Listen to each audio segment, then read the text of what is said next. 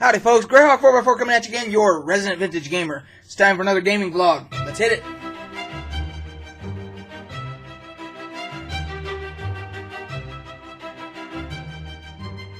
So, it has been a while since I did a gaming vlog. Got a lot of stuff to get caught up on. As you guys can probably imagine, been playing World of Warcraft Legion. I'm sure those of you that are WoW fans have probably been doing the same. It has been very well received. So I'm leveling up in that. I'm not leveling nearly as fast as most people. I'm like 102 now. Everybody else is at 110 already. But of course I've had other stuff going on. So, what I wanted to do at the beginning of this video was, since the last time that we talked in a vlog, I went to Salt Lake Comic Con, and I usually get a press pass, and I have kind of a Salt Lake Comic Con kind of has a checkered history when it comes to what they call small media, and so what they did was, when it first started about 3 or 4 years ago, whatever it was, I was in on the ground floor. I had my YouTube channel and found out that it was coming, that they were going to start having a Salt Lake Comic Con, just like the San Diego Comic Con or New York Comic Con or Denver or whatever. And so I started promoting it, along with a lot of other bloggers, YouTubers, people on Facebook, just regular, social media people and stuff like that, along with some people who are now friends of mine who have what's called Dungeon Crawlers Radio. A lot of you probably heard of Dungeon Crawlers Radio. They are podcasters. They have quite a large following. They're here local as well. I've actually been a guest on their show a couple of times. I've actually filled in as a kind of a guest host type of a deal to help them out when they've been shorthanded. But anyway, so the community, we all jumped together and said, yeah, let's support these people. Let's get Salt Lake Comic Con on the map. And we did. Because it really blew up. Originally they thought they were going to have it at one convention center, and then they realized, nope, we've already sold way too many tickets for that, so we got to get the Salt Palace, which is a lot bigger. And it quickly grew exponentially. The very first year, I want to say they had 70,000 people, which was the largest Comic-Con premiere anywhere in the U.S., the first year of a first-year Comic-Con. And then, like, the next year, they hit, like 100,000 or something like that, and it just kept growing and so forth. And so every year, in every event, they have two a year. They have the regular Comic-Con, and then in the spring they have what they call their Fan X, their fan experience. It's a little bit smaller, but they have 2 events a year. And so for each event, I was getting a press pass. When you fill out a application, you have to put links to what you've already done, how you've covered the events in the past. And I did that, and I got my press pass every time, no big deal. And then last year, or actually in the spring for Fan X, I was denied a press pass. So you had this history of, and it wasn't just me, other small media as well. They kind of changed their criteria or whatever, and they started saying, no, we're not giving you guys press passes. So I didn't get one for Fan X, so I stopped promoting it. It's like, okay, I did my part, along with all the rest of the small media. We did our on social media and YouTube and everything else. We got the word out there and helped you guys grow, and they would even thank us, at the press conferences and so forth. The founders would say, Dan Farr and his partner, they would say, oh yeah, we owe you guys a world of thanks on social media for you YouTubers and you bloggers and you podcasters getting the word out about us. That's how we've grown so fast. And they would, acknowledge us. And it was fantastic. And then, for whatever reason, in the spring, they said, no more press passes. So I quit promoting them. I didn't even mention it. Didn't go either. So I applied again for this year's Comic-Con in the fall, that just happened, and didn't hear from them, nothing. And then literally like 2 days before the event, I get an email saying, "Oh, you've been approved for a press pass." So by that time, I had already made plans to do other stuff. But it's a Thursday, Friday, Saturday event. And on Thursday, they had announced that they had Mark Hamill and William Shatner back-to-back at the Energy Solutions Arena, which is where the Jazz play, the NBA team, the Jazz play. Huge arena, which is right across the street from the Salt Palace. And so I decided, well, and the press conference was before that. So you had the press conference and then the 2 panels, so it was like a 3-hour deal. And I'm like, well, I had some comp time coming to me from work, so I was like, well, I'll go to the Thursday thing, because I got stuff planned for Friday, Saturday, etc. So, so I go, and Mark Hamill was amazing. He was, and there are entire videos on YouTube of people that videoed with good video equipment, professional video equipment, that did the entire thing in like 2 or 3 parts, and you can watch those. I just did a little bit of video at the very beginning when they introduced him and he came on stage and you could hear the roar of the crowd. I just did a little bit of video of that. That, along with the other video that I did take at the event, I tried to concentrate on gaming-related stuff. So there was a vintage game store that had a big booth there. There was a retro arcade that had they had free, all their games there, and they were all free to play for anybody that came along and wanted to play them. Got a little bit of video of that, a little bit of, just a few things. I'm going to put all that at the end of this video. So if you guys want to watch it, you're more than welcome to. If you're not interested, you don't have to. So, anyway, so a couple of the things I got there that Thursday were interesting. Number one, they have this company has started this thing. It's called StimPack Energy. And it's like gamer energy. They're basically caffeine pills. But what I thought was funny about it was this is how they were giving out the samples. It's a pill, and it's supposed to. I don't know if I can get that to focus for you there, so you can see. So let's see. Try and get that. Come on now. You want to focus, camera. You don't want to suck. You're gonna suck, aren't you? Anyway, so that's what the pill looks like. But I thought, I'm not going to take this because I can drink caffeine. I can have a cup of coffee or whatever, But I do have a little bit of a heart condition where if I have too much caffeine, my heart will actually go out of rhythm. So I have to be careful. And I'm not in any way, shape, or form ever going to take this pill. But I wanted to show you guys on the video. I just thought it was odd because it's like, someone could get stopped by a cop or something and searched, and this is it's like to that looks like you could look like an illegal drug of some kind. It's just a caffeine pill, and whatever else they put in it. But yeah, this will probably get smashed up and washed down the sink or whatever, so that I'm not going to have anything to do with it. But I wanted to show you guys on the video, and on the video, I think I put a picture that you'll see at the end of this. There's a picture of their booth. If you are interested in ordering something like this, because they're like, it's supposed to be, your focus is better when you're gaming, especially if you're like competitive, like Counter-Strike or something like that, or Call of Duty or whatever, where you need to be on edge, And I just drink a Mountain Dew, if I'm feeling a little sleepy or something, I'm not going to take that. So. Anyway, but I wanted to show you. I thought that was kind of interesting.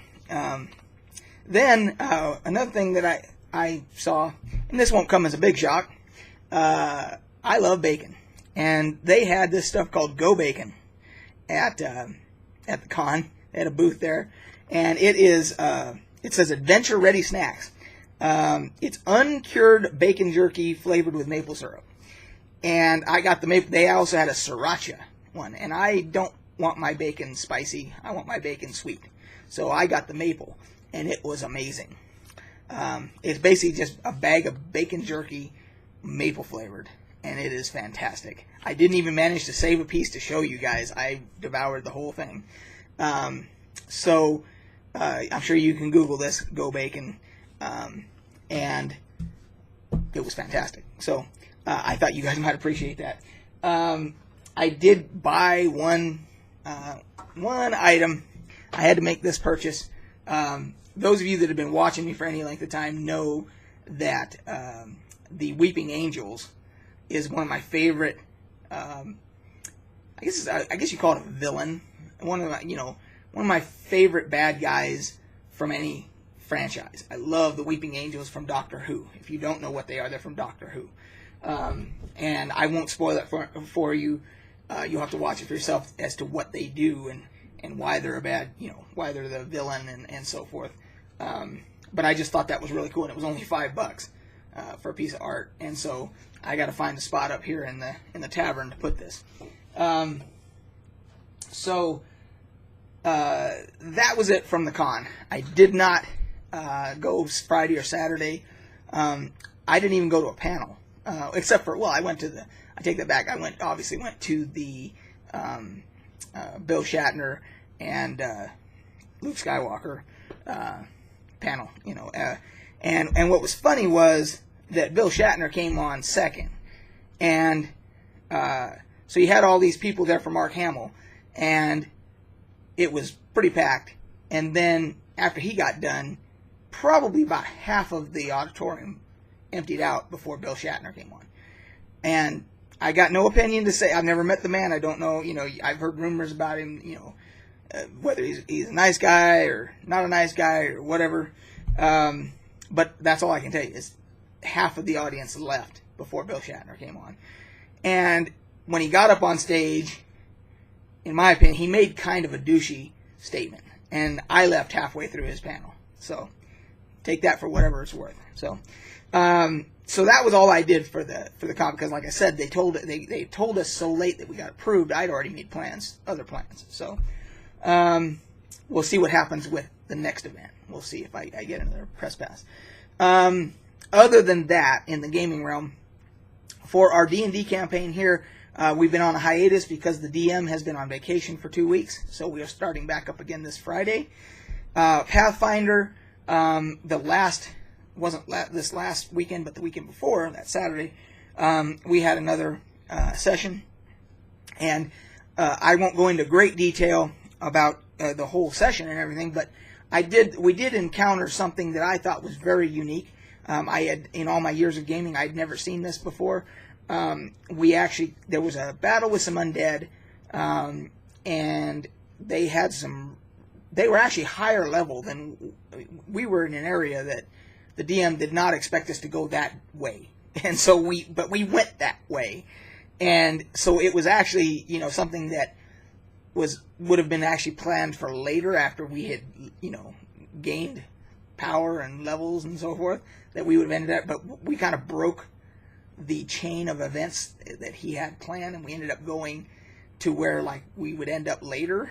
But anyway, we ended up fighting a couple of mobs, and by just barely, surviving. But they dropped some very nice armor, because again, they were higher level. So this was higher level stuff, nice stuff. And a couple of the party members decided to take this. It was leather armor, and they took it.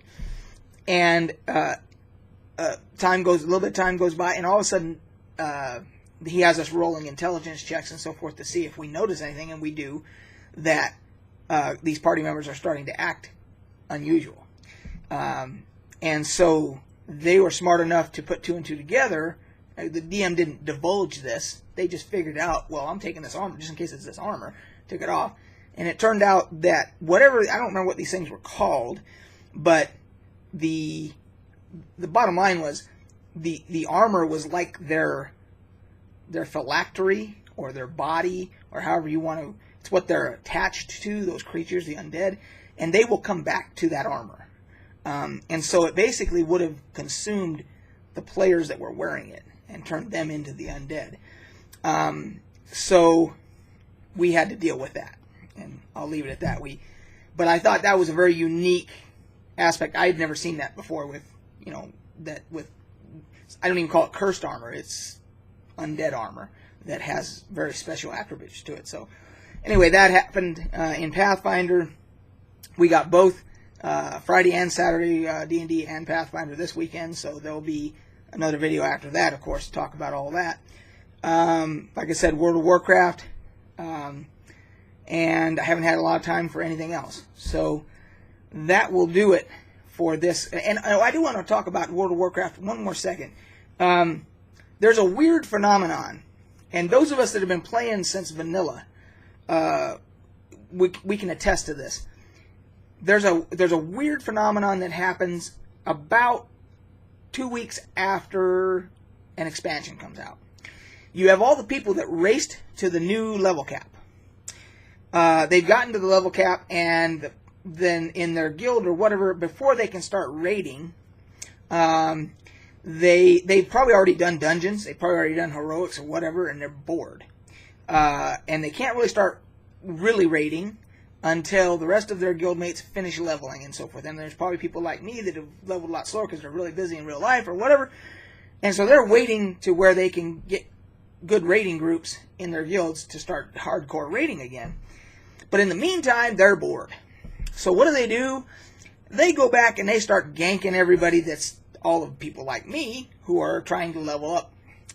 They start going back to the areas that they were just in trying to level, and they start killing all the 102s. Like in this case, they're 110, and they're killing the 102s, the 103s, just relentlessly. And I know, well, don't play on a PvE server. I'm not complaining. Not complaining. It's part of the game. I get it. I like the fact that there's that element of danger in the game, that I got to worry about getting ganked and so forth. I want the whole experience. But I also am reporting on what I don't have a name yet for it. But that's exactly what happens. They get up there, they race to 110 or race to whatever the level cap is, and I mean they're there in like 2 days or even a day sometimes. Boom, they're level capped already. And it's like, and then they get bored. And there's nothing else for them to do except go and gank the other people that are trying to come along and finish leveling. So, I don't know. Maybe you guys have a name for that, and maybe you guys want to talk about, you've seen that same phenomenon or whatever. So that's it for this gaming vlog. Like I said, you can stay tuned, and all the video from Comic-Con, the little bits of video that I took, will follow. And we'll catch you guys on the flip side.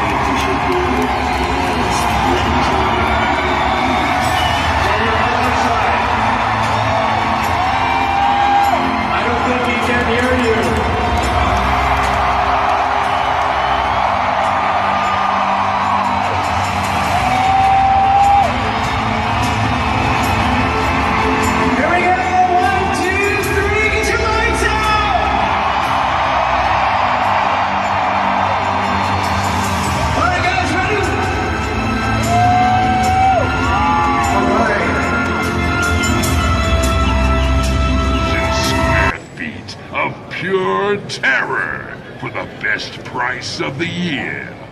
Don't miss it. Get your Comic-Con exclusive discount right here.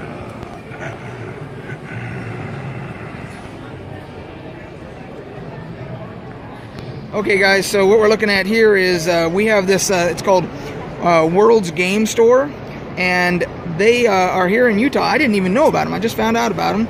And they have all this vintage stuff. They've got vintage role-playing games. There's the old Star Trek role-playing game. I've got 2 of those. I don't have the one on the bottom. They've got, there's a Genesis, an old Genesis they got still in the box.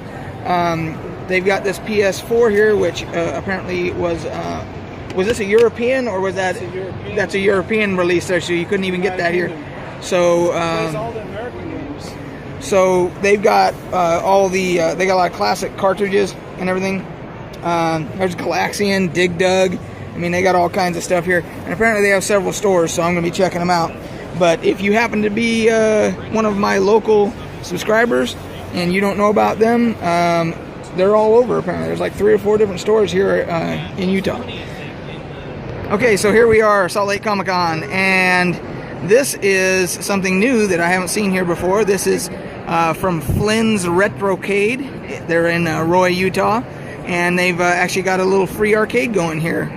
They're selling some shirts and everything, but if you're going through Roy, Utah, you might want to check them out. And I'm signing off because I'm going to play